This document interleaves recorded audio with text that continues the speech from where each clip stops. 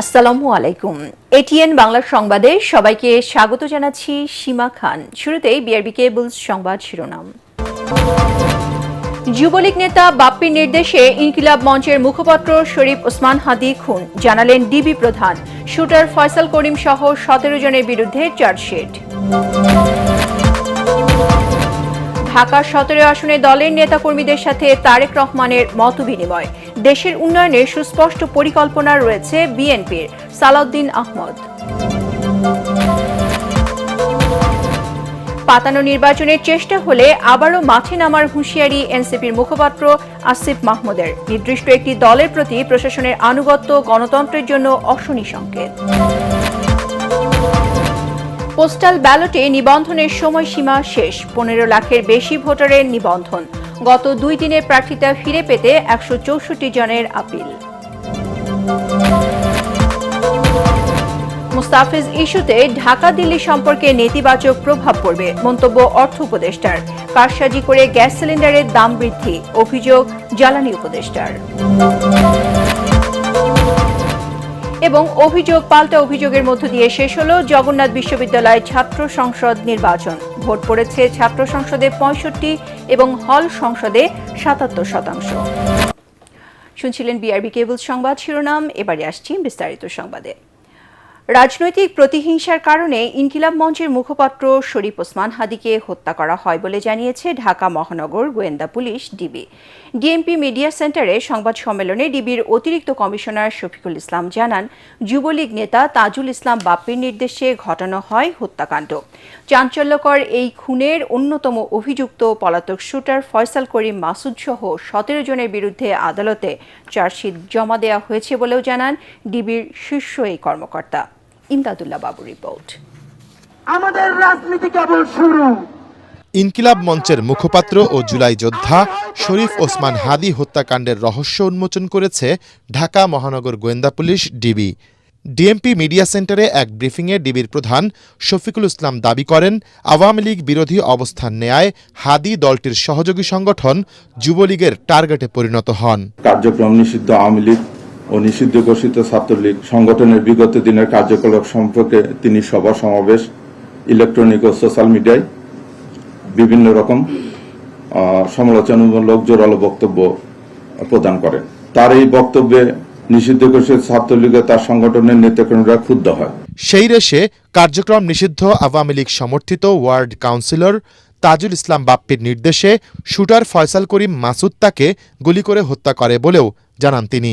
তাজুল ইসলাম চৌধুরী বাপ্পি পল্লবী থানা যুবলীগের সভাপতি ও ঢাকা উত্তর সিটি কর্পোরেশনের 6 নং ওয়ার্ডের আওয়ামী লীগ মনোনীত নির্বাচিত কমিশনার কাউন্সিলর ছিলেন। রাজনৈতিক প্রতিহিংসার কারণে শরীফ ওসমান হাদি ওরফে ওসমান গনিকে গুলি করে হত্যা করা হয়। সার্বিক তদন্ত স্বাক্ষর প্রমাণে ধৃত আসামিদের স্বীকারোক্তিমূলক জবানবন্দি ফৌজদারি কার্যবিধির 164 ধারায় রেকর্ড করা হয়।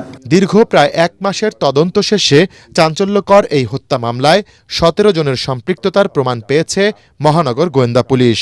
এই কর্মকর্তা বলছেন, আসামি 12 জনকে এরই মধ্যে গ্রেফতার করা হয়েছে। পলাতকদের ধরতে চলছে অভিযান। আসামিদের সম্পৃক্ত তদন্ত প্রমাণিত হয় এজাহার নামীয় পলাতক আসামি ফয়সাল করিম মাসুদ ওরফে রাহুল ওরফে দাউদ এবং তদন্তের প্রাপ্ত আলমগীর, তাজুল ইসলাম চৌধুরী বাপ্পি, ফিলিপস খান, মুক্তি মাহমুদ সহ মোট 17 জনের বিরুদ্ধে বর্ণিত ধারায় অভিযোগপত্র আজকে দাখিল করা হয়েছে। গেল 12 ডিসেম্বর জুমার নামাজের পর রাজধানীর বিজয়নগরে কালভার্ট রোড এলাকায় মোটরসাইকেলে এসে চলন্ত রিকশায় গুলি করা হয় জুলাই যোদ্ধা শরীফ ওসমান হাদিকে। প্রথমে তাকে ঢাকা মেডিকেল কলেজ হাসপাতালে এবং পরে এভার কেয়ার হাসপাতালে ভর্তি করা হয়। এক পর্যায়ে উন্নত চিকিৎসার জন্য তাকে সিঙ্গাপুর জেনারেল হাসপাতালে নেওয়া হলে সেখানে মৃত্যু হয় হাদির। ইমদাদুল্লাহ বাবু, এটিএন বাংলা, ঢাকা। ঢাকার 17 সংসদীয় আসনে দলের নেতাকর্মীদের সাথে মতবিনিময় করেছেন বিএনপির ভারপ্রাপ্ত চেয়ারম্যান তারেক রহমান। চেয়ারপারসনের গুলশান কার্যালয়ে মতবিনিময় সভায় ঢাকার 17 আসনে বিএনপি ও অঙ্গ সংগঠনের নেতারা অংশ নেন। মতবিনিময়ে ঢাকার 17 আসনের প্রার্থী হিসেবে তারেক রহমানের পক্ষে নির্বাচনী প্রচারণার কৌশল সহ নানা দিক নিয়ে আলোচনা হয়। বিএনপির ভারপ্রাপ্ত চেয়ারম্যান উপস্থিত নেতাদের নানা নির্দেশনা দেন।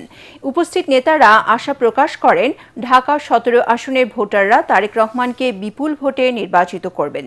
এ আসনে নির্বাচন পরিচালনা কমিটির প্রধান আব্দুস সালাম ও সমন্বয়কারী ডাক্তার ফরহাদ হালিম ডোনার এ সময় উপস্থিত ছিলেন।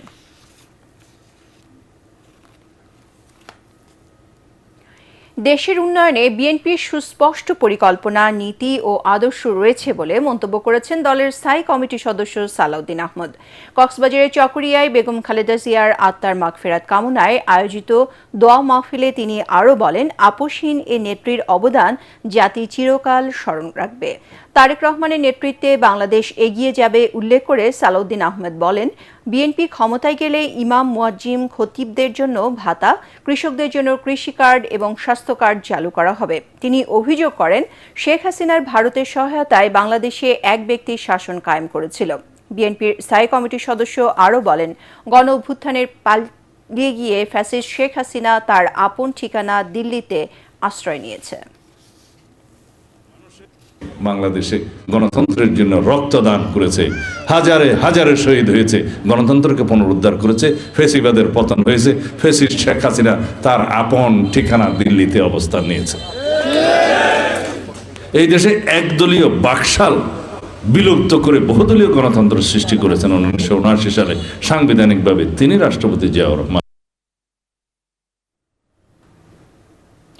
পাতানো নির্বাচনে চেষ্টা হলে তা প্রতিহত করতে আবারও মাঠে নামার হুঁশিয়ারি দিয়েছেন জাতীয় নাগরিক পার্টির মুখপাত্র আসিফ মাহমুদ সজীব ভুঁইয়া। তিনি বলেন, একটি নির্দিষ্ট দলের প্রতি প্রশাসনের আনুগত্য গণতন্ত্রের জন্য অশনি সংকেত। নির্বাচন ভবনে সিইসির সঙ্গে বৈঠক শেষে এসব কথা বলেন অন্তর্বর্তী সরকারের সাবেক এই উপদেষ্টা। এদিকে চট্টগ্রামে আইনশৃঙ্খলা সভা শেষে নির্বাচন কমিশনার আবুল ফজল মোহাম্মদ সানাউল্লাহ বলেছেন, ভোটের মাঠে পক্ষপাতহীন ভূমিকা রাখতে নির্দেশ দেওয়া হয়েছে আইনশৃঙ্খলা বাহিনীকে। অন্যদিকে গত দুদিনে প্রার্থিতা ফিরে পেতে 164 জন আপিল করেছেন নির্বাচন কমিশনে। সাজ্জাদ জাহানের রিপোর্ট। ত্রয়োদশ জাতীয় সংসদ নির্বাচনকে সামনে রেখে রাজধানীর আগারগাঁয়ে নির্বাচন ভবনে প্রধান নির্বাচন কমিশনারের সাথে বৈঠক করেন জাতীয় নাগরিক পার্টি এনসিপির নির্বাচন পরিচালনা কমিটির প্রধান আসিফ মাহমুদ সজীব ভুঁইয়া। বৈঠক শেষে গণমাধ্যমের সাথে কথা বলেন তিনি। আপনারা তো কভার করেছেন, আমরা দেখলাম যে কমিশনের সমালোচনা করে এনসিপির এই নেতা বলেন, মনোনয়নপত্র যাচাই বাছাইয়ে নিরপেক্ষতা বজায় রাখা হয়নি, বরং বড় দলের পক্ষে সরাসরি কাজ করছেন রিটার্নিং কর্মকর্তারা। একই ধরনের পরিস্থিতিতে দুইজনকে দুই ধরনের রায় দিলেন, একজন এটা বাতিল করলেন আর একজন এটা বৈধ করলেন। এটা আমরা মনে করি যে স্পষ্টভাবেই একটি নির্দিষ্ট দলের প্রতি, একটি নির্দিষ্ট গোষ্ঠীর প্রতি প্রশাসনের এক ধরনের একতরফা এবং পক্ষপাতিত্বের পরিচয় আমরা দেখেছি। আসিফ মাহমুদ আরও বলেন, একটি নির্দিষ্ট দলের প্রতি প্রশাসনের পক্ষপাতিত্ব স্পষ্ট হয়েছে। পাতানো কোনো নির্বাচনের চেষ্টা হলে তা প্রতিহত করার হুঁশিয়ারি দেন তিনি। এটা সরকারের এবং নির্বাচন কমিশনের ব্যর্থতা যে এখন পর্যন্ত মানুষকে কনফিডেন্সটা তারা দিতে পারেননি যে নির্বাচন হবে কি হবে না, এটা নিয়ে মানুষের মধ্যে শঙ্কা আছে। যখন এই বিষয়গুলো নিয়ে শঙ্কা থাকে তখন মানুষ আসলে ভোটাধিকার প্রয়োগের ক্ষেত্রে আগ্রহ পান না। এদিকে চট্টগ্রামে আইনশৃঙ্খলা সভায় অংশ নেন নির্বাচন কমিশনার আবুল ফজল মোহাম্মদ সানাউল্লাহ। তিনি বলেন, নিরপেক্ষ ও সুষ্ঠু নির্বাচন আয়োজনে আইনশৃঙ্খলা বাহিনীকে কঠোর নির্দেশনা দেওয়া হয়েছে। আমাদের যে যৌথ বাহিনী অপারেশন চলমান আছে, আপনারা জানেন যে সশস্ত্র বাহিনী ইনএড টু সিভিল পাওয়ার ডিপ্লয়েড আছে, কিন্তু এটাকে আমরা রিইনভিগোরেট করে যৌথ বাহিনী অপারেশনটাকে আরো গতিশীল করার জন্য নির্দেশনা দিয়েছি, যেটা আপনারা অতি শীঘ্রই দেখতে পারবেন। নির্বাচন কমিশনে মনোনয়নপত্র যাচাই বাছাইয়ের পর প্রার্থিতার পক্ষে বিপক্ষে দ্বিতীয় দিনের মতো আপিলের আবেদন করেন অনেকে। প্রার্থিতা ফিরে পেতে দুদিনে আবেদন জমা পড়েছে 164টি। সাজ্জাদ জাহান, এটিএন বাংলা, ঢাকা। ত্রয়োদশ জাতীয় সংসদ নির্বাচন ও গণভোটকে সামনে রেখে দেশের বাইরে থেকে ডাকযোগে ভোট দিতে নিবন্ধন করেছেন 15,33,000 ভোটার। দেশের নির্বাচনী ইতিহাসে প্রথমবার পোস্টাল ভোট বিডি অ্যাপ ব্যবহার করে এই সংখ্যক ভোটার নিবন্ধন করেছেন। নির্বাচন কমিশনের তথ্য অনুযায়ী সোমবার রাত 12টা পর্যন্ত নির্ধারিত সময়ের মধ্যে মোট 15,33,682 জন ভোটার এই ডিজিটাল প্ল্যাটফর্মে নিবন্ধন করে ডাকযোগে ভোট দেওয়ার যোগ্যতা অর্জন করেছেন। 18 নভেম্বর থেকে শুরু হওয়া এই নিবন্ধন গতকাল সোমবার মধ্যরাতে শেষ হয়েছে। বিশ্বের 148টি দেশে অবস্থানরত প্রবাসী বাংলাদেশিরা এই অ্যাপসের মাধ্যমে নিবন্ধনের সুযোগ পান। মোট নিবন্ধনকারীর মধ্যে পুরুষ ভোটারের সংখ্যা 12,81,434 এবং নারী ভোটার 2,52,246 জন। নির্বাচন কমিশন এবং আইন শৃঙ্খলা রক্ষা বাহিনীকে সর্বোচ্চ নিরপেক্ষতা বজায় রেখে দায়িত্ব পালনের আহ্বান জানিয়েছেন ইসলামী আন্দোলন বাংলাদেশের যুগ্ম সচিব মাওলানা গাজী আতাউর রহমান। বিকেলে নির্বাচন কমিশনের প্রধান নির্বাচন কমিশনারের সঙ্গে বৈঠকে এ আহ্বান জানান তিনি।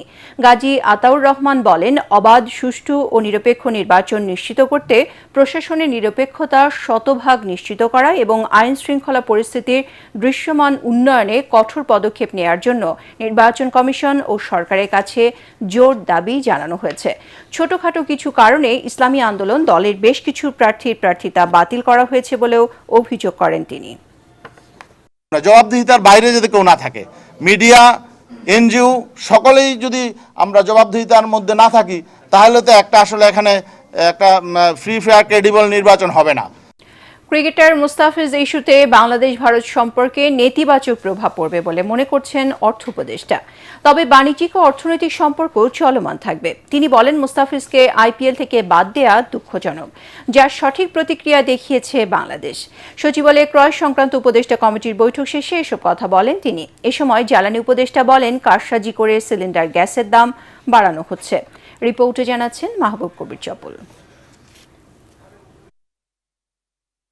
बांग्लादेश के खिलाड़ियों को खिलाने वाला शाहरुख खान देशद्रोही है, तो बांग्लादेश के प्रधानमंत्री शेख हसीना को पनाह देने वाले मोदी जी क्या? মোস্তাফিজকে দলে নিয়ে শাহরুখ খান যদি দেশদ্রোহী হন, তাহলে শেখ হাসিনা কি আশ্রয় দিয়ে মোদি কি? এমন প্রশ্ন ছুড়ে ভাইরাল হয়েছে ভারতের এই শিশু। মোস্তাফিজকে আইপিএল থেকে বাদ দেওয়ার পাল্টাপাল্টি যুক্তিতর্ক চলছে দুদেশেই। এবার প্রতিক্রিয়া জানালেন অন্তর্বর্তী সরকারের অর্থ ও জ্বালানি উপদেষ্টা। শুরুটা কিন্তু বাংলাদেশ থেকে করা হয় নাই, এটা আপনি স্বীকার করবেন। ভালো প্লেয়ার, একটা বিখ্যাত প্লেয়ার যাবে এবং যারা নিয়েছে তারা টেকনিক্যাল রিজনে করে দয়া দাক্ষিণ্য করে তো তাকে নেওয়া হয় নাই। ওদের সেটা হঠাৎ করে বন্ধ করে দেওয়ার একটা কারণে সেটা তো খুব আনফর্চুনেট। এটা সিকুয়েল যেটা হয়েছে এইগুলো, সেটা আনফর্চুনেট। আমি বলি এটা দুঃখজনক, এটা দুই দেশের জন্য কারোর জন্য ভালো হয় না। এটা তো অনেকটা তো রাজনৈতিক সাথে চলে গেছে, একটা ক্রিয়া, একটা প্রতিক্রিয়া। তো এই জন্য আমরা এটাকে এমনভাবে দেখতে হবে যে যাতে আমরা কেউ ওভারবোর্ড না যাই আর কি, বুঝছেন না? যে ঠিক আছে, ওরা আমাদের খেলোয়াড়কে ডেকে নিয়ে আবার প্রত্যাহার করছে, আমরা সেটার প্রতিবাদে আমরা বলছি যে না, আমরা তোমার যেহেতু আইপিএল এর খেলা নিয়ে, তো ওই জন্য I think it's a proper response. সম্পর্ক উন্নয়নে দুদেশকেই এগিয়ে আসা উচিত বলে মনে করছেন অর্থ উপদেষ্টা। জানান, চলমান পরিস্থিতিতেও ভারত থেকে কোনো পণ্য আমদানি বন্ধ করা হবে না, আর এটাকে অ্যাগ্রিভেট করবে না। এটা দুই দেশই ইস্যু করবে। আপনার অনেক এক্সাম্পল, হিটলারের সময় তো অলিম্পিক হয়েছিল, তাই না? পৃথিবীর লোকজন যায় নাই, হিটলারকে ঘৃণা করতে সবাই কিন্তু ওখানে গিয়েছিল তো। আর আগে তো ইস্ট ওয়েস্ট জার্মানি যেত। যা আমার মনে একটা ইমোশনের সাথে কাজ হয়েছে, তো এটা দুই পক্ষ একটু বিবেচনা করে এটাকে রেখে হবে। আমরা চাই না কোনোভাবেই কিন্তু আমাদের সম্পর্ক রাজনৈতিক ক্ষেত্রে বলে অর্থনৈতিক ক্ষেত্রে এটা হ্যাম্পার হোক। এ সময় জ্বালানি উপদেষ্টা কথা বলেন গ্যাস সিলিন্ডার সিন্ডিকেটের দৌরাত্ম্য নিয়ে।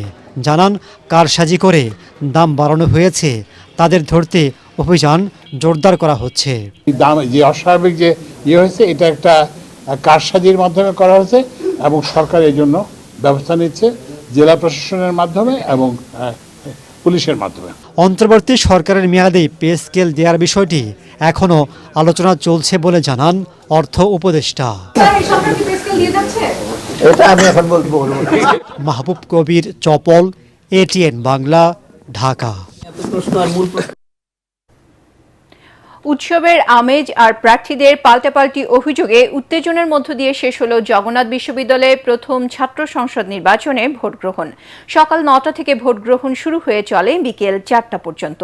এর আগে বিকেল 3টায় বিশ্ববিদ্যালয়ের প্রধান গেট বন্ধ করে দেওয়া হয়। শিক্ষার্থীরা বলেন, 2 দফা ভোটের তারিখ পেছানোয় প্রভাব পড়েছে ভোটার উপস্থিতিতে। কেন্দ্রীয় ছাত্র সংসদে ভোট পড়েছে 65 এবং হল সংসদে 77%। আরও জানাচ্ছেন মুশফিকুর রহমান। জগন্নাথ বিশ্ববিদ্যালয়ে প্রথমবারের মতো ছাত্র সংসদ নির্বাচন। ভোটের লড়াইয়ে অংশ নেন 4 প্যানেলের মোট 157 জন প্রার্থী। জকসু নির্বাচনকে ঘিরে উৎসবের আমেজ দেখা দেয় শিক্ষার্থীদের মধ্যে। সকাল 9টা থেকে বিভিন্ন কেন্দ্রে ভোটারদের ব্যাপক উপস্থিতি দেখা যায়। লম্বা লাইনে দাঁড়িয়ে ভোট দেন শিক্ষার্থীরা। জীবনে প্রথমবারের মতো ভোট দিতে পারার আনন্দে উচ্ছ্বসিত শিক্ষার্থীদের অনেকে। ক্যাম্পাসের ভোট উৎসবে শামিল হতে পারায় সন্তোষ জানান তারা। তাদের প্রত্যাশা, নির্বাচনে বিজয়ী হয়ে ক্যাম্পাসের শিক্ষার্থীদের অধিকার আদায়ে গুরুত্বপূর্ণ ভূমিকা রাখবেন নির্বাচিত প্রতিনিধিরা। আমাদের নির্বাচনটা আমরা প্রত্যাশা করেছিলাম সেপ্টেম্বর কিংবা অক্টোবরে, তো সেটা 2025 সালে আমরা পাইনি, 2026 সালে চলে এসেছে। তারপরেও নির্বাচন হচ্ছে, সেজন্য আমরা অত্যন্ত আনন্দিত। আমরা সবাই এসেছি, ফ্রেন্ডরা সব, যারা আসতে চাইনি তাদেরকেও বলছি যে আসো আমরা ভোট দিই। ভিতরে ঢোকার সময় ব্যাগ চেকিং হচ্ছে, সবকিছু চেক করে ঢুকানো হচ্ছে যে কিছু উল্টাপাল্টা যেন না হয়, ভোটটা যেন একদম পারফেক্টলি কমপ্লিট হয়, এই জন্য একদম সব ধরনের স্টেপ নেওয়া হচ্ছে। প্রথম যেদিন 31 ডিসেম্বর যে ইয়াটা হওয়ার কথা ছিল নোট নির্বাচন, সেখানে শিক্ষার্থী সমাগম অনেক বেশি ছিল, যেটা আমরা আজকে অনেক কম দেখছি। সবাই অত্যন্ত বন্ধুত্বপূর্ণ ছিল এবং যেহেতু জীবনের প্রথম ভোট, আমি অনেক আনন্দিত, আমি অনেক উচ্ছ্বসিত, আমি অনেক অভিভূত। সকাল 10:30টার দিকে নিজ নিজ কেন্দ্রে ভোট দেন ছাত্রদল সমর্থিত ভিপি প্রার্থী রাকিবুল হাসান এবং শিবির সমর্থিত ভিপি প্রার্থী রিয়াজুল ইসলাম। পরে পরস্পরের বিরুদ্ধে ভোটের পরিবেশ নষ্ট করার পাল্টাপাল্টি অভিযোগ করেন এই দুই প্রার্থী। ভোট কেন্দ্রে যেখানে ভোট দেয় সেখানেও এই টোকেনটা প্রবেশ করেছে। ভোটার নাম্বার একদম পুরো প্যানেলের।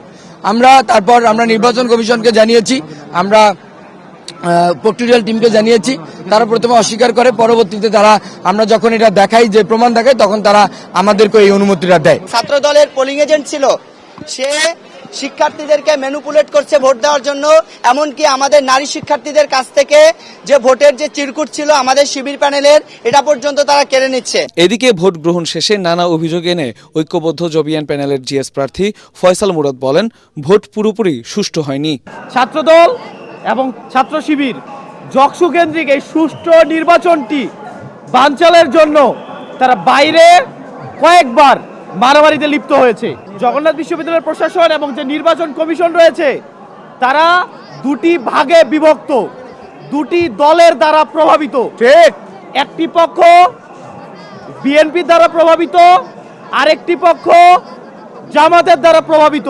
পূর্ণাঙ্গভাবে সুষ্ঠু হয় নাই, কিন্তু তারপরও গণতন্ত্রের স্বার্থে, জগন্নাথ বিশ্ববিদ্যালয়ের শিক্ষার্থীদের স্বার্থে আমরা শেষ পর্যন্ত ক্যাম্পাসে অবস্থান করব। 30 ডিসেম্বর জকসু নির্বাচন হবার কথা থাকলেও সাবেক প্রধানমন্ত্রী ও বিএনপি চেয়ারপারসন বেগম খালেদা জিয়ার মৃত্যুতে ভোট গ্রহণ পিছিয়ে যায়। মুশফিকুর রহমান, এটিএন বাংলা, ঢাকা। দর্শক, এই মুহূর্তে জগন্নাথ বিশ্ববিদ্যালয়ে আছেন সহকর্মী ইয়াসিন রানা। আমরা এখন সরাসরি চলে যাচ্ছি তার কাছে। রানা, আপনি তো জগন্নাথ বিশ্ববিদ্যালয়ে আছেন, আজকের এই জকসু নির্বাচনের ভোট গণনার সবশেষ কি খবর আছে আপনার কাছে, আমাদেরকে জানান।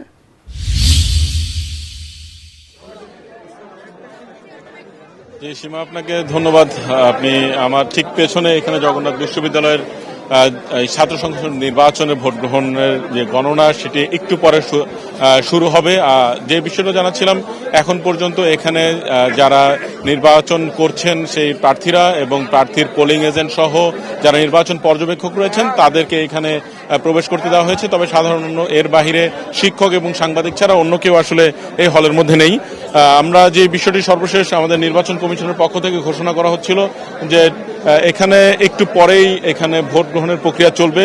ভোট গ্রহণের প্রক্রিয়া স্বচ্ছতার জন্য এখানে মূলত এই কক্ষের বাহিরে বিশ্ববিদ্যালয়ের ক্যাম্পাস এবং বিশ্ববিদ্যালয় ক্যাম্পাসের বাহিরে গেটের বাহিরে বড় স্ক্রিন দেওয়া হয়েছে। স্ক্রিনের মধ্যে ভোট গণনা সরাসরি দেখানো হবে, যাতে যেন কোনো ধরনের সন্দেহ সংশয় এই বিষয়গুলো যেন না থাকে।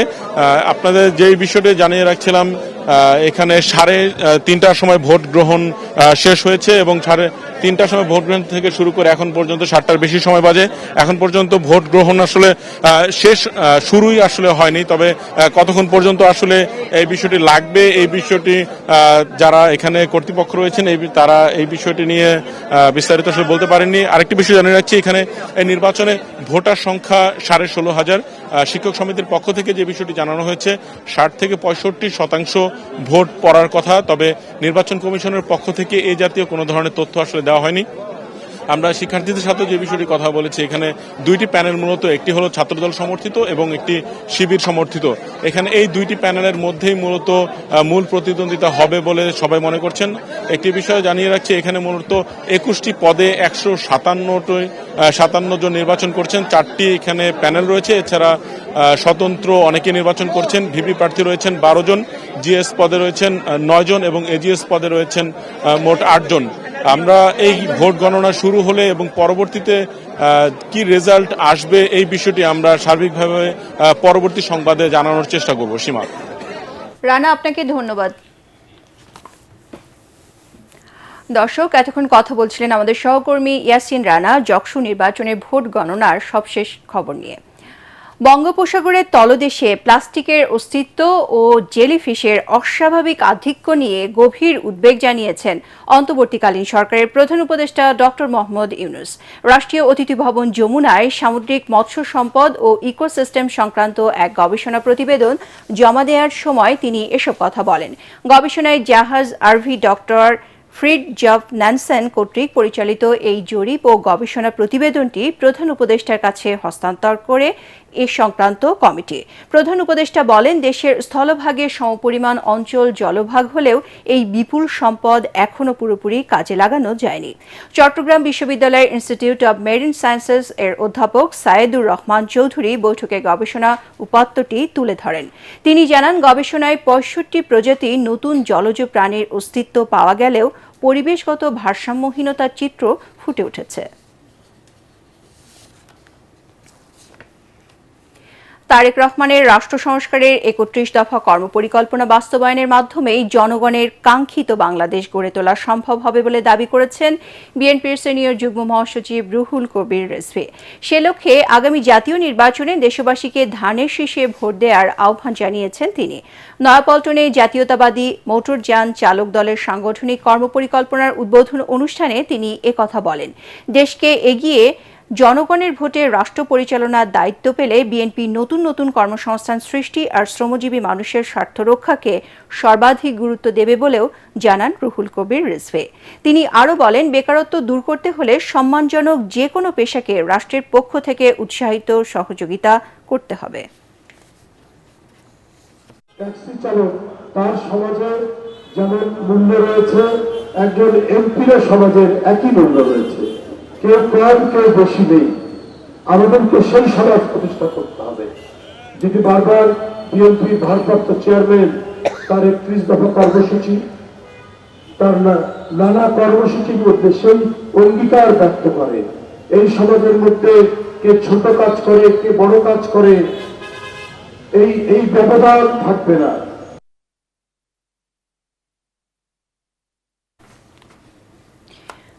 ত্রয়োদশ জাতীয় সংসদ নির্বাচনে কৃত্রিম বুদ্ধিমত্তা এবং সামাজিক যোগাযোগ মাধ্যমের অপব্যবহার নিয়ে গভীর উদ্বেগ প্রকাশ করেছেন নাগরিক প্ল্যাটফর্ম বাংলাদেশের আহ্বায়ক ও সেন্টার ফর পলিসি ডায়ালগ সিপিডির ফেলো ডক্টর দেবপ্রিয় ভট্টাচার্য। রাজধানীতে আলোচনা অনুষ্ঠানে তিনি বলেন, এই মাধ্যমের অপব্যবহার করে মব সন্ত্রাস সৃষ্টি এবং সামাজিক বিশৃঙ্খলা নিয়ন্ত্রণে নির্বাচন কমিশন ও সরকার ব্যর্থ। এ সময় ডিজিটালাইজেশনের সুফল পেতে রাজনৈতিক সদিচ্ছা জরুরি বলে মত দেন আলোচকরা। ইমদাদুল্লাহ বাবুর রিপোর্ট। রাজধানীর সিরডাপ মিলনায়তনে ডিজিটাল অর্থনীতি ও উদ্যোক্তা প্রসঙ্গে এই মুক্ত আলোচনার আয়োজন করে সেন্টার ফর গভর্নেন্স স্টাডিজ। এতে আলোচকরা বলেন, দেশের সব ক্ষেত্রে ডিজিটালাইজেশনের ছোঁয়া লাগলেও এর উপকার মানুষ পাচ্ছে না। রাজনীতিবিদরা কিন্তু আলোচনা করে না, কৃষক শ্রমিক কথাগুলোও নাই। তো ফলে আয়ের বৈষম্য চরম হচ্ছে এবং এই ডিজিটাইজেশনে একটা বিশাল রকমের দূরত্ব কিন্তু হয়ে যেতে পারে। প্রকল্পগুলো সবই অধিকাংশই বিদেশি অর্থায়ন। তারা এক একটা তাদের ভেন্ডর এবং তাদের কনসালটেন্টকে নিয়োগ করার জন্যই আমাদের উপরে প্রকল্প চাপিয়ে দেয়। এই বিদেশি অর্থায়ন দিয়ে অটোমেশন ডিজিটাইজেশনটা সুস্থ স্বাভাবিকভাবে হবে না। রিফর্মস এর একটি শুনলাম, মনে হলো যে এবার হয়তো বা কিছু সংস্কার সত্যি সত্যি আসছে। আগামী দিনে রাষ্ট্র ব্যবস্থা কি হবে সিদ্ধান্ত না নিয়ে আগে নির্বাচন মানে গণতন্ত্র প্রতিষ্ঠা করছে, এটা মিথ্যাচার, এটা ধোঁকা দেওয়া হচ্ছে। এ সময় ডিজিটালাইজেশনের সুবিধা পেতে একটি স্বাধীন সেন্ট্রাল ডাটা সেন্টার নির্মাণের পরামর্শ দেন নাগরিক প্ল্যাটফর্ম বাংলাদেশের আহ্বায়ক ডক্টর দেবপ্রিয় ভট্টাচার্য। স্বাধীন একটি একীভূত জাতীয় তথ্য ভান্ডার করতে হবে, যেখানে আমাদের সব ধরনের তথ্যগুলো আমরা একত্রিত করব। আগামী নির্বাচনকে কেন্দ্র করে ডিজিটাল দুনিয়ায় এআই এবং সামাজিক যোগাযোগ মাধ্যমের অপব্যবহার বন্ধে সরকারের পদক্ষেপের ঘাটতি রয়েছে বলেও মন্তব্য করেন তিনি। সামাজিক যোগাযোগ মাধ্যমের যেই নেতিবাচক প্রভাব আমরা এই নির্বাচনের ভিতর দিয়ে দেখছি, এটার ভিতর দিয়ে একই রকম ভাবে মবকে উস্কানি দিয়ে যেভাবে মানুষকে আক্রমণ করা আমরা দেখছি, এইটা নিয়ন্ত্রণ করার ক্ষেত্রে সরকারের পক্ষ থেকে কোনো দায়িত্বশীল আচরণ, নির্বাচন কমিশনের পক্ষ থেকে কোনো কার্যকর পদক্ষেপ আমরা দেখছি না। এইটা অবশ্যম্ভাবীভাবে এই মুহূর্তে তাৎক্ষণিকভাবে ব্যবস্থা নেওয়ার জন্য আমার মনে হয় নাগরিকরা দাবি জানাচ্ছে। বাংলাদেশে মেটা সহ অন্যান্য যোগাযোগ মাধ্যমের দপ্তর খোলার ব্যাপারে সরকারকে উদ্যোগ নেয়ার তাগিদ দেন এই অর্থনীতিবিদ। ইমদাদুল্লাহ বাবু, ATN বাংলা, ঢাকা। বিএনপি ভারপ্রাপ্ত চেয়ারম্যান তারেক রহমানের সাথে সৌজন্য সাক্ষাৎ করেছেন বাংলাদেশে ইউরোপীয় ইউনিয়নের রাষ্ট্রদূত মাইকেল মিলার। সন্ধ্যায় বিএনপি চেয়ারপারসনের গুলশান কার্যালয়ে এই সৌজন্য বৈঠক হয়। সাক্ষাতে বাংলাদেশের আগামী জাতীয় নির্বাচন, রাজনৈতিক অর্থনৈতিক পরিস্থিতি সহ ইইউ বাংলাদেশ সম্পর্কের নানা দিক নিয়ে আলোচনা হয় বলে জানা গেছে। এ সময় স্থায়ী কমিটির সদস্য নজরুল ইসলাম খান সহ বিএনপির আন্তর্জাতিক উইংয়ের দায়িত্বপ্রাপ্ত নেতারা উপস্থিত ছিলেন। অন্যদিকে মাইকেল মিলারের সাথে ঢাকায় ইইউ এর ঊর্ধ্বতন কর্মকর্তারা উপস্থিত ছিলেন।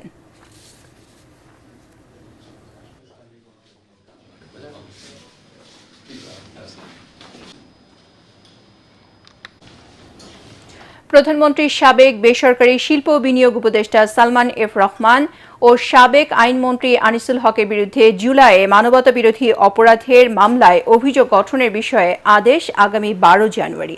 বিচারপতি গোলাম মর্তুজা মজুমদারের নেতৃত্বাধীন আন্তর্জাতিক অপরাধ ট্রাইব্যুনাল 1 এই দিন ঠিক করেন। এদিন সকালে সালমান এফ রহমান ও আনিসুল হককে কারাগার থেকে কড়া পাহারায় ট্রাইব্যুনালে নিয়ে আসে পুলিশ। গত 22 ডিসেম্বর অভিযোগ গঠনের শুনানি শেষ করে প্রসিকিউশন। শুনানিতে সালমান ও আনিসুলের একটি বিতর্কিত ফোনালাপ ট্রাইব্যুনালে বাজিয়ে শোনানো হয়। প্রসিকিউশনের অভিযোগ, জুলাই গণ আন্দোলনের সময় ওই ফোনালাপের পর ঢাকাসহ সারা দেশে নির্বিচারে গুলি চালিয়ে হত্যাকাণ্ড চালানো হয়। 4 জানুয়ারি শুনানিতে ফোনালাপটি সালমান ও আনিসুলের নয় দাবি করে বিদেশি বিশেষজ্ঞের মাধ্যমে পরীক্ষার আবেদন জানায় আসামিপক্ষ। যেই সব অভিযোগ সালমান এফ রহমান এবং আনিসুল হকের বিরুদ্ধে আনয়ন করা হয়েছে, সেটা রাষ্ট্রপক্ষ কর্তৃক দাখিলকৃত যেসব তথ্যপত্র দেওয়া হয়েছে সেটা প্রমাণ করে না। তাদের বিরুদ্ধে প্রাইমা ফেসি যে এভিডেন্স এসছে, ডিসচার্জে তো প্রশ্নই আসে না, তাদের বিরুদ্ধে চার্জ গঠন করে বিচার শুরু করা ছাড়া কোনো বিকল্প নেই। আদালত আমাদের আর্গুমেন্ট শুনেছেন, শেষ হয়েছে। আগামী 12 জানুয়ারি এই বিষয়ে চার্জ গঠনের বিষয়ে আদালত আদেশ দেবেন। কুমিল্লা 6 আসনে বিএনপি নেতা আমিনুর রশিদ ইয়াসিন স্বতন্ত্র প্রার্থী হওয়ার চ্যালেঞ্জের মুখে পড়েছেন ধানের শীষ মনোনীত প্রার্থী মনিরুল হক চৌধুরী। দলের এই দুই নেতার মধ্যে ভোট ভাগাভাগি হওয়ার সম্ভাবনা রয়েছে বলে জানিয়েছেন ভোটাররা। তবে ভোট ভাগাভাগির সুযোগ নিয়ে নয়, যোগ্যতা দিয়ে মানুষের মন জয় করে নির্বাচিত হতে চান জামাত মনোনীত প্রার্থী কাজী দিন মোহাম্মদ। কুমিল্লা থেকে রিপোর্ট করছেন Monir Hossain Tapu. City corporation cantonment Sadar Dakshin নিয়ে গঠিত কুমিল্লা 6 আসন। আসনটিতে মোট ভোটার 6,44,776 জন। জেলার 11টি আসনের মধ্যে সর্বোচ্চ ভোট এই আসনে। জেলার প্রাণকেন্দ্র হলেও এই আসনটিতে রয়েছে নানা সমস্যা। কুমিল্লা দীর্ঘদিন কুমিল্লা রয়ে গেছে, কুমিল্লা কোনো উন্নয়নের ছোঁয়া লাগেনি। আমরা চাই নতুনরা আসুক নির্বাচনে এবং ইয়ং জেনারেশন আসুক। এমন নেতা চাই যাতে আমাদের যানজট মুক্ত শহর হোক, ড্রেনগুলো ঠিক হোক কুমিল্লা শহরের।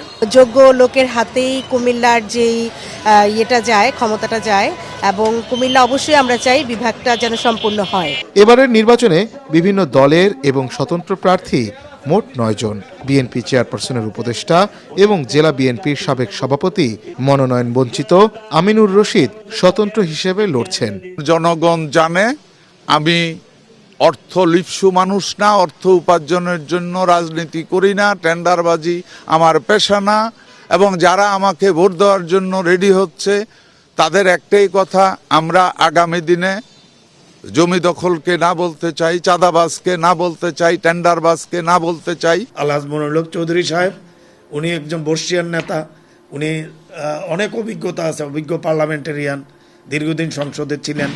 তো আমরা আশা করি যে ওনার মাধ্যমে এখানে কুমিল্লা, অবহেলিত কুমিল্লা একটা উন্নয়নের রোল মডেল হবে, সেটা আমি আশা করতে পারি আগামী নির্বাচনে। এসব সমীকরণে গুরুত্ব দিচ্ছেন না জামাত মনোনীত প্রার্থী কাজী দ্বীন মোহাম্মদ। এক ভাগের সাথে দুই ভাগ হলে একটু তো বেশ কম হইতেই পারে। হ্যাঁ, তো এটা আমরা ওইটার প্রতি বেশি আমাদের এত আশা না। আমরা জনগণের ভোটারদের প্রত্যাশা এবং এটি আমাদের আশা করতেছি বিজয় নিশ্চিত হবে ইনশাল্লাহ। জেলার সার্বিক উন্নয়নের জন্য কুমিল্লা বিভাগের উপর গুরুত্ব দেওয়ার আহ্বান জানিয়েছেন ভোটাররা। মনির হোসেন তপু, ATN বাংলা, কুমিল্লা। দর্শক, সালাম স্টিল ভোটের গাড়ি নিয়ে এখন শরীয়তপুরের চৌরঙ্গি মোড় থেকে আমাদের প্রতিনিধি রকুনুজ্জামান পারভেজ জানাচ্ছেন সেখানকার সবশেষ নির্বাচনী খবর। সালাম স্টিল ভোটের গাড়ি আজ শরীয়তপুর চৌরঙ্গিতে। আমি যদি জানাই যে শরীয়তপুর মোট 3টি আসন, 3টি আসনে প্রার্থী রয়েছে 16 জন বৈধ প্রার্থী, অর্থাৎ এই বৈধ প্রার্থী 16 জনই কিন্তু ভোটের মাঠে রয়েছে এবং তারা ভোট প্রার্থনা করছে। এবং আমি যদি জানাই এখানে মূলত লড়াইটা হবে বিএনপি এবং জামাত শিবিরের মাঝেই, এবং এখানে রয়েছে ইসলামী আন্দোলন, তারাও তৃতীয় স্থানে থাকবে এরকমটাই সাধারণ মানুষের ধারণা। এবং আমি যদি জানাই যে শরীয়তপুরের যে 3টি আসন রয়েছে, অর্থাৎ শরীয়তপুরে আমি যেই আসনটি রয়েছে এখানে রয়েছে সাইদ আসলাম, যিনি বিএনপি সমর্থিত প্রার্থী, এবং এখানে জামাত ইসলামীর যিনি রয়েছেন তিনি রয়েছেন মোশাররফ হোসেন, তিনিও কিন্তু ভোটের মাঠে রয়েছেন এবং তারা ভোটারদের দ্বারে দ্বারে যাচ্ছেন এবং ভোট প্রার্থনা করে তাদের জানান দিচ্ছে যে তারা নির্বাচনে অংশগ্রহণ করছে এবং তাদেরকে ভোট দেওয়ার আহ্বান জানিয়েছেন। এই ছিল আমাদের সালাম স্টিল ভোটের গাড়ি থেকে সর্বশেষ শরীয়তপুরের চিত্র। আগামী জাতীয় সংসদ নির্বাচনকে ঘিরে পার্বত্য জেলা খাগড়াছড়িতেও বাড়ছে ভোটের উত্তাপ। 9 উপজেলা নিয়ে গঠিত জেলার একটি মাত্র আসনে এগিয়ে রয়েছেন বিএনপির হেভিওয়েট প্রার্থী ওয়াদুদ ভূঁইয়া। তবে নাগরিক সমাজে মনোনীত প্রার্থীর সঙ্গে তার মূল প্রতিদ্বন্দ্বিতার আগাম আভাস মিলেছে।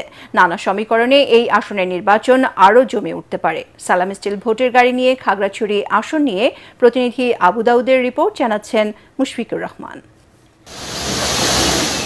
জনসংহতি সমিতির সঙ্গে সরকারের শান্তি চুক্তি, ভূমি জটিলতা এবং বিভিন্ন ইস্যুতে পাহাড়ি বাঙালি সাম্প্রদায়িক সহিংসতার ঘটনায় 298 খাগড়াছড়ি সংসদীয় আসনটি এমনিতেই আলোচনার কেন্দ্রে। স্বাধীনতার পর থেকে 6 বার আওয়ামী লীগের দখলে থাকা এই আসনে এবারে নির্বাচনে 5 লাখের অধিক ভোটারের মধ্যে পাহাড়ি ও বাঙালি জনগোষ্ঠীর সংখ্যা প্রায় সমান। তফসিল ঘোষণার আগে থেকেই খাগড়াছড়িতে বিএনপি ও জামাতে ইসলামীর প্রচার প্রচারণা ও গণসংযোগ চোখে পড়ার মতো। 17 বছর পর ভোটের মাঠে সক্রিয় 96 ও 2001 সালের সংসদ সদস্য বিএনপির হেভিওয়েট প্রার্থী ওয়াদুদ ভূঁইয়া এবারও প্রচারণায় এগিয়ে রয়েছেন তিনি। 2008 সালের নির্বাচনে বিএনপির পরাজিত প্রার্থী সমীরণ দেওয়ান স্বতন্ত্র প্রার্থী হওয়ায় দলের মধ্যে কিছুটা উদ্বেগ থাকলেও যাচাই বাছাইয়ে তার মনোনয়ন বাতিল হওয়ায় বিএনপি অনেকটাই স্বস্তিতে। 2001 থেকে 2006 সালে আমি এই এলাকায় ব্যাপক উন্নয়নমূলক কাজ করেছি এবং শান্তি প্রক্রিয়ার জন্য অনেক কাজ করেছি এবং অনেকটা পাহাড়কে শান্ত রেখেছিলাম। শান্তি, সমৃদ্ধি, সাম্প্রদায়িক সম্প্রীতি উন্নয়নের স্বার্থে প্রার্থী হয়েছে স্বতন্ত্র। অন্যদিকে বিএনপির ভোট ব্যাংকে আঘাত হানতে পারে জামাতে ইসলামের প্রার্থী অ্যাডভোকেট ইয়াকুব আলী। পাশাপাশি দলমত নির্বিশেষে পাহাড়ি জনগোষ্ঠীর পক্ষ থেকে সম্ভাব্য এক প্রার্থী মাঠে নামলে নির্বাচনী সমীকরণ হতে পারে আরও জটিল। তবে সাধারণ পাহাড়ি ও বাঙালি ভোটারদের প্রত্যাশা সৎ ও যোগ্য প্রতিনিধি সংসদে যাক এবং পাহাড়ে সাম্প্রদায়িক সম্প্রীতি বজায় থাকুক। সর্বস্তরের মানুষ এখন দাঁড়িপাল্লাকে এবং জামাতকে সমর্থন করছে। আমরা আশা করি খাগড়াছড়ির জনগণ আগামী দিনের নির্বাচনে জামাতকে এখানে বিজয়ী করবে। যে যোগ্য আমাদের পাশে থাকবো, আমাদের বিপদে আপদে বিপদে সুখে দুঃখে তাদেরকে আমি ভোট দিয়ে জয়যুক্ত করব। আমরা সবাই চাই একজন সুদক্ষ এবং ভালো একজন প্রার্থী নির্বাচিত হোক। এখানে সাম্প্রদায়িক কোনো কিছু থাকবে না। যারা আমাদেরকে নিয়ে বা সাধারণ জনগণকে নিয়ে যারা যারা কাজ করবে আমি তাদেরকে ভোট দিব। আমি যেন আমার ভোটটা সুষ্ঠুভাবে দিতে পারি এবং এমন একজনকে দিতে চাই যে পার্বত্য চট্টগ্রামের শান্তি বজায় রাখবে, যেখানে পাহাড়ি বাঙালির কোনো ভেদাভেদ থাকবে না। খাগড়াছড়ি আসনে 15 জন প্রার্থী মনোনয়ন জমা দিলেও যাচাই বাছাই শেষে টিকেছেন 7 জন, স্থগিত হয়েছে 1 জনের। এদিকে প্রার্থিতা ফিরে পেতে আপিল করার কথা জানিয়েছেন মনোনয়ন বঞ্চিতরা। মুশফিকুর রহমান, এটিএন বাংলা। সালাম স্টিল ভোটের গাড়ি নিয়ে কুমিল্লা 5 আসনের বুড়িচংয়ে আছেন সহকর্মী মনির হোসেন তপু। তিনি জানাচ্ছেন সেখানকার ভোটের খবর। সালাম স্টিল ভোটের গাড়ি নিয়ে আমি এখন আছি কুমিল্লায়। এখানের যে দুটি উপজেলা ব্রাহ্মণপাড়া এবং বুড়িচং নিয়ে গঠিত কুমিল্লা 5 আসন, এই আসনে মোট ভোটার 4,76,000-এর মতন। মূলত এই আসনটিতে বর্তমানে আমি আছি বুড়িচং এলাকায়। এখানে এর মধ্যে বেশ কয়েকটি শিল্প কলকারখানা এখানে গড়ে উঠেছে, বেশ সুনামের সাথে তারা কাজ করছেন এবং এই এলাকা জুড়ে অনেক কর্মসংস্থানের সৃষ্টি হয়েছে। তবে এখানে যে কুমিল্লা ক্যান্টনমেন্ট থেকে ব্রাহ্মণবাড়িয়া হয়ে সিলেট যাওয়ার জন্য যে আঞ্চলিক মহাসড়কটি যেটি রয়েছে সেটি 2 লেনের হওয়ার কারণে এখানে তীব্র যানজটের মুখে পড়তে হয়। একই সাথে এখানে প্রায় সময় সড়ক দুর্ঘটনার মুখে পড়তে হয় বিভিন্ন যানবাহনকে। তবে এখানে যারা প্রার্থী রয়েছেন যে বৈধ, যে এখানে বিভিন্ন দলের, এখানে কোনো স্বতন্ত্র প্রার্থী নেই, বিভিন্ন দলের যে 9 জন বৈধ প্রার্থী রয়েছেন তারা এখানে দাবি করছেন যে তারা যদি নির্বাচিত হন তাদের প্রধান উদ্দেশ্য হবে এই এলাকার মানুষের উন্নয়নের জন্য প্রথমে এই যে 2 লেনের যে মহাসড়কটি রয়েছে সেটিকে 4 লেনে উন্নতি করবেন, এমনটাই তারা প্রতিজ্ঞাবদ্ধ রয়েছেন এবং তারা নির্বাচিত হলে সেই কাজটি বাস্তবায়িত করবেন। কুমিল্লা 5 আসন থেকে এই ছিল আমার কাছে সবশেষ খবর। সন্ধানী লাইফ ইন্স্যুরেন্স আন্তর্জাতিক সংবাদ।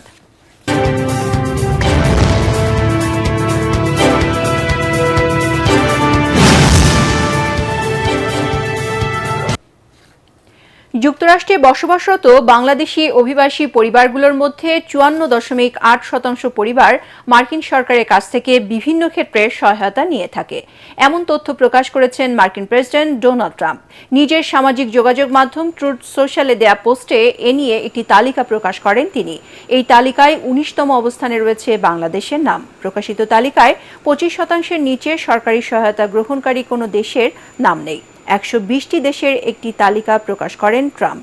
তালিকাটিতে দেখানো হয়েছে কোন কোন দেশের অভিবাসী পরিবারগুলো যুক্তরাষ্ট্র সরকারের কাছ থেকে বিভিন্ন ক্ষেত্রে কত শতাংশ সহায়তা নেয়। তালিকায় বাংলাদেশ ছাড়াও পাকিস্তান, চীন, মিয়ানমার ও ভুটানের নাম রয়েছে, তবে এতে ভারতের নাম নেই। এবারে খেলার খবর।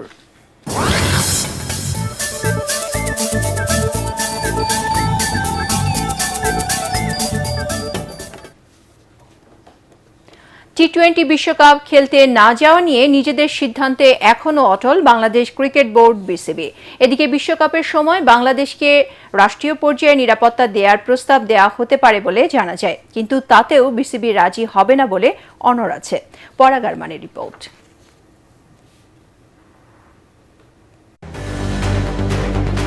ঠিক 1 মাস পরই ভারত অনুষ্ঠিত হবে টি-20 বিশ্বকাপ, কিন্তু মুস্তাফিজ ইস্যুতে বাংলাদেশ বেঁকে বসায় কিছুটা বেকায়দায় পড়েছে ভারতীয় ক্রিকেট বোর্ড বিসিসিআই। সূচি অনুযায়ী কলকাতায় 3টি এবং মুম্বাইয়ে গ্রুপ পর্বের একটি ম্যাচ হওয়ার কথা ছিল বাংলাদেশের। জানা যায় এই 4 ম্যাচে 2,22,000 টিকিট বিক্রির সম্ভাবনা ছিল। আইসিসির নিয়ম অনুযায়ী টিকিট বিক্রির অর্থ স্বাগতিকরা পুরোটা না পেলেও উদ্বৃত্ত আয়, স্থানীয় স্পন্সরশিপ এবং হসপিটালি ডিমান্ড থেকে ভালো টাকা আয় করার কথা ছিল তাদের। ভেন্যু পাল্টে গেলে এবং ওই ভেন্যুতে বিকল্প ম্যাচ না পেলে ভারতের আর্থিক ক্ষতি হতে পারে 54 কোটি টাকার মতো। আইপিএলে মুস্তাফিজের খেলা নিয়ে ভারতের একপেশে নীতির কারণে বাংলাদেশের তারকারা আর নিলামে নাম দেবেন কিনা সে ব্যাপারেও দ্বিতীয়বার ভাববেন। আইপিএল থেকে ওনাকে কেন নাম সরাই দিল বা করলো, এটা আসলে আমরা কেউই জানি না। হয়তো পলিটিক্যাল ইস্যু হইতে পারে, বাট ক্রিকেটে পলিটিক্স না আসাটাই ভালো। আর আমরা তো চাই, আমরা তো পলিটিক্যাল দিক দিয়ে চিন্তা করি না। এজ এ প্লেয়ার হিসাবে আইপিএল খেলার ইচ্ছা থাকে, ওই হিসাবে আমরা নাম দিই। সো নেক্সট ইয়ার যদি এজেন্টের সাথে কথা বলে বা দেশে যারা আছে তাদের সাথে কথা বলে আমরা নাম দিব বা নাম দিব না। এদিকে ভারতের টি-20 বিশ্বকাপ খেলতে না যাওয়ার সিদ্ধান্তে অটল রয়েছে বিসিবি। বিশ্বকাপের সময় বাংলাদেশকে রাষ্ট্রীয় পর্যায়ের নিরাপত্তা দেওয়ার প্রস্তাব দেওয়া হতে পারে বলে জানা গেছে, তাতেও বিসিবি রাজি হবে না বলে অনড় আছে। এদিকে ভারতীয় গণমাধ্যম দ্য ইন্ডিয়ান এক্সপ্রেস জানিয়েছে, মুস্তাফিজকে আইপিএল থেকে ছাঁটাই করে দেওয়ার বিষয়টি জানতেনই না অধিকাংশ কর্মকর্তা। বিসিসিআই এ কোনো মিটিংও হয়নি। আইপিএল এর গভর্নিং কাউন্সিলের কর্মকর্তারাও কিছু জানতেন না। নিরাপত্তার অভাবে বাংলাদেশের পেসার মুস্তাফিজুর রহমানকে কলকাতা নাইট রাইডার্স থেকে বাদ দেয় আসন্ন টি-20 বিশ্বকাপ ক্রিকেটকে সামনে রেখে বাংলাদেশ ও ভারত এখন মুখোমুখি অবস্থানে। পরাগ Arman, ATN Bangla. Chief of army staff প্রথম আন্তর্জাতিক স্কোয়াশ প্রতিযোগিতা 2026-এ চ্যাম্পিয়ন হয়েছে মিশরের ইয়াসিন সৌদি। প্রতিদ্বন্দ্বিতাপূর্ণ ফাইনালে তিনি মালয়েশিয়ার ডুনকান লিকে পরাজিত করেন। ঢাকা সেনানিবাসের আর্মি স্কোয়াশ কমপ্লেক্সে এই টুর্নামেন্টের সমাপনী দিনে উপস্থিত থেকে বিজয়ীদের হাতে ট্রফি তুলে দেন সেনাবাহিনী প্রধান জেনারেল ওয়াকারুজ্জামান। 5 দিনব্যাপী এই টুর্নামেন্টে বাংলাদেশ সহ 9টি দেশের 24 জন পেশাদার স্কোয়াশ খেলোয়াড় অংশ নেন। এ ধরনের আন্তর্জাতিক মানের প্রতিযোগিতা এখন থেকে নিয়মিত আয়োজন করা হবে বলে জানান বাংলাদেশ অলিম্পিক অ্যাসোসিয়েশনের প্রেসিডেন্ট জেনারেল ওয়াকারুজ্জামান।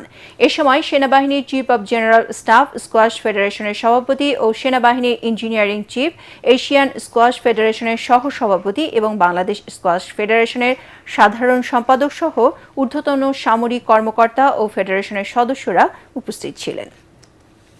আর্মি স্টেডিয়ামের পাশে এরকম দুটো স্টেডিয়াম করছি, সেখানে সমস্ত ইনডোর গেমসগুলো সেখানে করা যাবে, প্র্যাকটিস করা যাবে।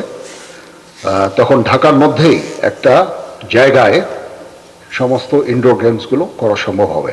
অলিম্পিক ভিলেজের কনস্ট্রাকশনের কাজ আমরা হাতে নিয়েছি। সেখানে অলিম্পিক ভিলেজ হয়ে গেলে, বিকজ এই স্কোয়াশও 2028 সাল থেকে এটা একটা অলিম্পিক ইভেন্ট হবে এবং তখন আমরা বড় বড় অনুষ্ঠান লাইক এশিয়ান গেমস থেকে শুরু করে সেগুলো আমরা ইনশাআল্লাহ আমরা অর্গানাইজ করতে পারবো।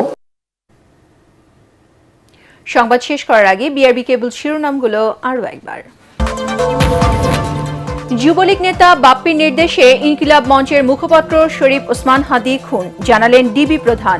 শুটার ফয়সাল করিম সহ 17 জনের বিরুদ্ধে চার্জশিট। ঢাকা 17 আসনে দলের নেতাকর্মীদের সাথে তারেক রহমানের মতবিনিময়। দেশের উন্নয়নে সুস্পষ্ট পরিকল্পনা রয়েছে বিএনপির, সালাউদ্দিন আহমদ। পাতানো নির্বাচনের চেষ্টা হলে আবারও মাঠে নামার হুঁশিয়ারি এনসিপির মুখপাত্র আসিফ মাহমুদের। নির্দিষ্ট একটি দলের প্রতি প্রশাসনের আনুগত্য গণতন্ত্রের জন্য অশনি সংকেত। পোস্টাল ব্যালটে নিবন্ধনের সময়সীমা শেষ। 15 লাখের বেশি ভোটারের নিবন্ধন। গত 2 দিনে প্রার্থিতা ফিরে পেতে 164 জনের আপিল। মুস্তাফিজ ইস্যুতে ঢাকা দিল্লি সম্পর্কে নেতিবাচক প্রভাব পড়বে, মন্তব্য অর্থ উপদেষ্টার। কারসাজি করে গ্যাস সিলিন্ডারের দাম বৃদ্ধি, অভিযোগ জ্বালানি উপদেষ্টার। এবং অভিযোগ পাল্টা অভিযোগের মধ্য দিয়ে শেষ হল জগন্নাথ বিশ্ববিদ্যালয় ছাত্র সংসদ নির্বাচন। ভোট পড়েছে ছাত্র সংসদে 65 এবং হল সংসদে 77%। পরবর্তী সংবাদ দেখার আমন্ত্রণ জানিয়ে এখনকার মতো শেষ করছি। এটিএন বাংলা সংবাদ ইউটিউবে দেখতে ব্রাউজ করুন youtube/ATN বাংলা নিউজ। ধন্যবাদ সবাইকে।